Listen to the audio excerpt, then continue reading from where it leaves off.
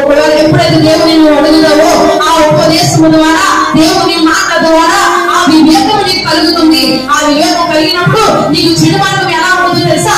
అసహ్యం వేస్తుంది అన్నమాట. నచ్చదు, నీకు ఎవరో చెప్పలేదు, నీకే అసహ్యం వేస్తుంది. ఏమన్నా తెలుసా? నేను ఇలా చేశాను కదా, ఇది నాకు తప్పు అనిపిస్తుంది, అయ్యో నేను చేయకూడదు తప్పు అని నీ హృదయానికి అసహ్యం కలుగుతుంది.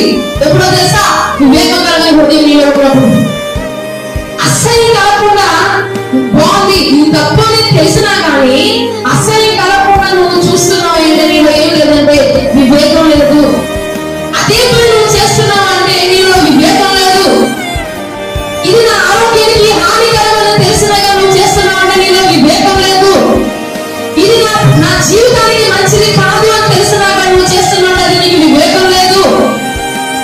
నువ్వు జీవితంలో ఒక మంచి భార్యగా, ఒక మంచి భర్తగా నీ బిడ్డలకు సరైన దారిలో ఉంచాలి అంటే నీవు ఈ కుటుంబంలో యజమానురాలుగా వివేకం కలిగి నడుచుకున్నట్లయితే నీ కుటుంబం జీవించబడుతుంది. దేవునికి స్తోత్రం, దేవునికి స్తోత్రం. నువ్వు అనుకోవచ్చు ఏంటంటే నా భార్య ఇలా ఉంటుంది, నువ్వు అనుకోవచ్చు అయ్యా నా భర్త మారలేదయ్యా, ఏంటి నా పరిస్థితి ఏంటి నేను ఆలోచన చేస్తే ఒక్కసారి నీవు వివేకవంతుడిగా ఆలోచించు. ఏది మంచి, ఏది చెడు, ఏది దేవుని వాక్యము, ఏ విధంగా నడుస్తున్నాను, నా భార్య ఏ విధంగా నడుస్తుంది, నా భర్త ఏ విధంగా నడుస్తున్నాడు, మొట్టమొదటి నేను ఏ విధంగా నడుస్తున్నాను. దేవుని ఉపదేశం వింటే జ్ఞానము కలుగుతుంది, దేవుని ఉపదేశం అంటే వివేకము కలుగుతుంది. ఎందుకని తెలుసా? నీ జీవితాన్ని చక్కపరచడానికి దేవుని వాక్యం. దేవునికి స్తోత్రం. ఎందుకు దేవుని వాక్యము, ఎందుకు దేవుని మాటలు చెప్పడం, ఎందుకు ఇవంతా వినడం, ఎందుకు ఈ చర్చలు ఎందుకు, లేకపోతే ఈ పాటలు ఎందుకు, ఈ యాత్రలు ఎందుకు, ఈ వాక్యం ఎందుకు, అసలు మనమే సరి చేసుకోవడానికి ఇవన్నీ కూడా. దేవునికి స్తోత్రం. ఎందుకో తెలుసా? మన హృదయం భావం నుంచి కూడా ఎలాంటిదంట? చెడ్డదంట. ఎప్పుడు కూడా మన హృదయాన్ని బాగుపరుచుకుంటూ ఉండాలి. దీన్ని ఎప్పుడు కూడా ఏం చేయాలంటే సిద్ధపరుస్తూ ఉండాలి. కనుక ఏం చేయాలి? చాలా మంది ఏమనుకుంటారంటే అభివృద్ధి రావాలి, తెలిసి వచ్చింది, దేవుని వాక్యం వినాలి ఏంటండి, మాట్లాడుతాము అనేసి చాలా మంది నెగ్లెక్షన్ పెడతారు. ఈ రోజున నీవు నీ జీవితంలో ఇంపార్టెంట్ ఏది ఉండాలంటే దేవుని వాక్యం మొట్టమొదటి స్థానం ఇవ్వగలిగితే గనక, దేవుని వాక్యాన్ని నీ స్థానం ఇస్తే గనక దేవుని వాక్యం ఏమవుతుంది తెలుసా? మనలో ఉన్న ప్రతి విధమైన వాటిని కూడా సరి చేస్తుందన్నమాట. వాక్యం ఉంటుంది, నిర్ణయించులు కట్టడం కదండి దేవుని వాక్యము. అది ప్రతి హృదయంలో సూటి కాదు, నీలో పాపం వల్ల ఏం చేస్తుంది కత్తిస్తుంది.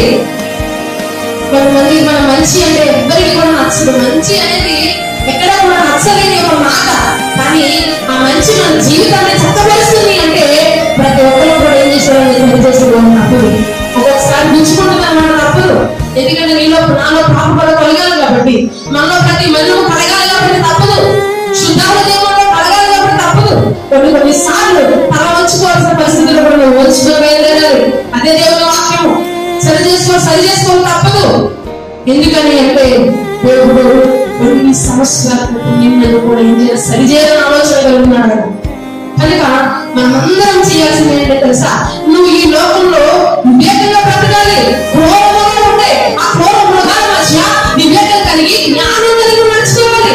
ఇప్పుడు ఒక అడవిలోకి వెళ్తాం, జంతువులు ఉన్నాయి ఇక్కడ యాటిస్తాడు, ఏమని అంటే డేంజరస్ ప్లేస్ అని, అన్నికి జాగ్రత్తగా వెళ్తావు. అలాగే దేవుడు కూడా నీకు చెప్తున్నాడు, వివేచన కలిగి జీవించు. క్రూర మృగాలు ఉన్నాయి ఇక్కడ, ఈ మనుషులు కదా మృగాలని, ఈ మృగాల మధ్య వివేకంగా నడుచుకో.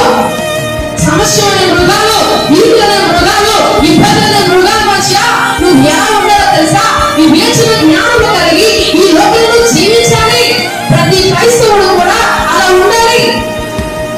ప్రతి ఒక్కరు కూడా తన భక్తి జీవితాన్ని కాపాడుకోవాలి అనేసి దేవుడు ఆ నేత్రాలైన 7 నేత్రాలు కూడా ఈ లోకమంతా దేవుడు సంచరిస్తూ ఉన్నాడు. అడుగుతున్నాడు సులభం భక్తి వివేకం గల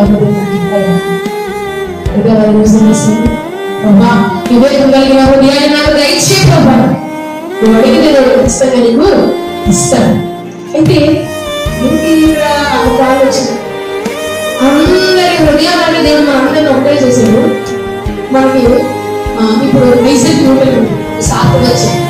ఐజాక్ న్యూటన్ వీళ్ళందరూ చూస్తే మీ మైండ్ సెట్ అన్ని చూస్తుంటే చాలా ఆశ్చర్యం. ఎందుకంటే భూమి గురుత్వాకర్షణ శక్తి ఎక్కువగా ఉన్న రోడ్లు కనిపెట్టారు. వీళ్ళందరినీ చూస్తుంటే మనకు ఒక ఆలోచన, వాళ్ళకి ఏముందని తెలివి ఉందని, వాళ్ళ బ్రెయిన్ మంచిదని, వాళ్ళకి మంచి బ్రెయిన్ దేవుడు వాళ్ళకేమో మంచి బ్రెయిన్ చెడ్డ బ్రెయిన్ ఎప్పుడైనా చెప్పండి. వాళ్ళకి తెలివిగా చూసి వాళ్ళకేమో తెలియదు, తెలియకపోతే మనకి అలాంటి బ్రెయిన్ అని పెట్టింది కదా దేవుడు. చెప్పండి, అందరికి ఒకటే బ్రెయినా? బ్రెయిన్ అంతేనా? అందరికి ఒకటే హృదయమా? లేదంటే మనసులో ఏమైనా మార్చేసి దేవుడు హృదయం పులి తడదాం, దానికి మంచి తడదాం, ఇలా ఆడదాం దేవుడు ఏమన్నా ఒకవేళ అలా ఆలోచించి ఏమైనా స్వార్థంగా చేశాడంటారా? ఉన్నారా? ఒకసారి దేవునికి స్తోత్రం చెప్పండి. దేవునికి స్తోత్రం. ఇక్కడ అందరూ ఒకసారి మళ్ళీ చెప్పండి, దేవునికి స్తోత్రం. మిమ్మల్ని ఏమండి అలా జాగ్రత్తగా ఉన్నాను, ఒకసారి దేవునికి స్తోత్రం చెప్పండి కదా. అయితే మాట చెప్పండి, మన హృదయాలన్నీ కూడా ఉంటాయి కదా, దేవుడు పెట్టింది. మన మనసు ఏంటి, మన బ్రెయిన్ ఏంటి, అన్ని కూడా దేవుడు తన రూపంలో చెప్పండి, తన చెప్పండి చేశాడు. కానీ స్పెషల్ బ్రెయిన్స్ ఏమీ లేవు, స్పెషల్ ఆలోచనలు ఏమిటి కూడా ఏమీ స్పెషల్ గా దేవుడు ఎవరిని పెట్టలేదు. ఎవరిని కూడా పంపించి మంచిగా నీట్ గా తన పెట్టి హృదయం పెట్టి మార్చి దేవుడు పెట్టలేదు.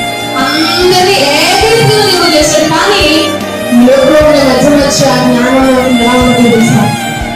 మనం మర్చిపోతూ ప్రేమిష్మెంట్ ఒక ఆర్టిస్ట్మెంట్ మనమే దానికి ఒక లోపం. చూడండి ఒకసారి మీకు చూపిస్తాను.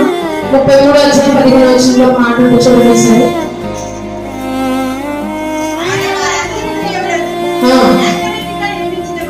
ఆయన అందరినీ కూడా ఎలా నిర్మించాడంటే ఒక్కడిగానా లేదా ఒక్కొక్కరు గుడించడం, ఒక్కొక్క బ్రెయిన్, ఒక్కొక్క హృదయం, ఒక్కొక్క మనసు ఇచ్చడా?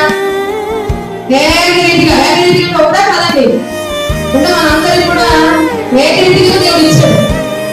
అంటే మనందరినీ కూడా దేవుడు ఒకలాగే సృష్టించాడు. కానీ ఒకరికి తెలివి ఉంటుంది, ఇంకొకరు ఉండట్లేదు. ఒకరు బాగా చదువుకుంటారు, ఇంకొకరు బాగా చదువుకుంటారు. ఆపోజిట్ గా ఉన్నాయి. అంటే ఏంటంటారు దేవుడు?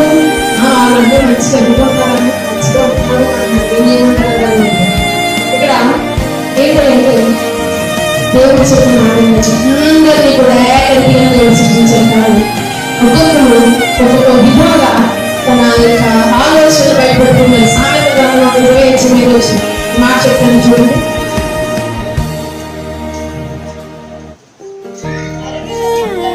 చూడండి సామెత గ్రంథంలో 25 ఆన్సర్ ఉంటుంది చూడండి.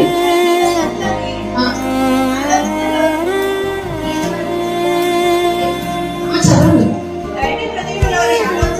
నరుని హృదయంలోని ఆలోచన లోతు నీళ్ళ వంటిది, వివేకము గలవాడు పైకి చేరుకొని దేవునికి స్తోత్రం.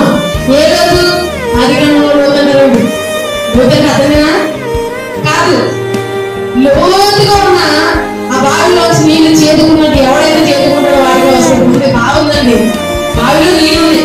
ఒక బావి అందులో నీళ్ళు ఉన్నాయా? ఉంటాయి. వెళ్ళి నాకు బద్దగా నాకు కూర్చుంటే నీళ్ళ దగ్గరికి వస్తాయా? చెప్పండి, వస్తాయా? రావు. వెళ్ళి బకెట్ వేయాలి, దాన్ని తీయాలంట. ఇక్కడ ప్రతి ఒక్కరిలో కూడా ఏంటి అంటే ప్రతి మనిషిలో కూడా ఒక క్యారెక్టర్ ఉంది. ఉంటుందా ఉంటుందంటారా? చెప్పండి, ఉంటుందండి. ఒక గుర్తింపు ప్రతి మనిషిలో కూడా ఒక గుర్తింపు, తర్వాత ఏంటంటే ఒక విధమైన ఉంటది అనమాట. ఖచ్చితంగా కూడా ప్రతి మనిషిలో ఉంటుంది. నేను ఏం చేయలేనని అనుకుంటారు, కానీ ప్రతి ఒక్కరు కూడా చేయగలరు. నేను చేయలేనేమో, నేను చెందలేనేమో, నేను పనికిరానేమో, లేకపోతే నేను నా వల్ల అవ్వదేమో అనేసి అంటారు. కానీ లేదు, ప్రతి మనిషి కూడా సాధించగలడు. మనిషి సాధించినట్టు ఈ భూమి ఏది లేదు, ప్రతిదీ కూడా చేయగలడు.